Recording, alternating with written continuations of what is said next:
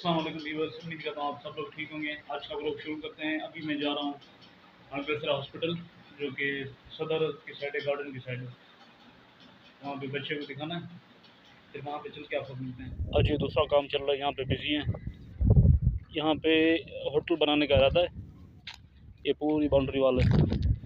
आगे चल के आपको दिखाता हूँ। वहाँ जनरेटर उठाया जा रहा है, अभी जनरेटर लेके जा रहे हैं। ये वैसे बड़ी अच्छी जगह है, यहाँ पे पार्क वगैरह बना हुआ है। ये पूरी बाउंड्री वाल है यहाँ से जो बनाई हुई है। ये सोसाइटी वालों के पहले रूम बने हुए थे यहाँ पे, ऑफिसेस एक्सेट्रा। ये अच्छा सा पार्क बना हुआ है।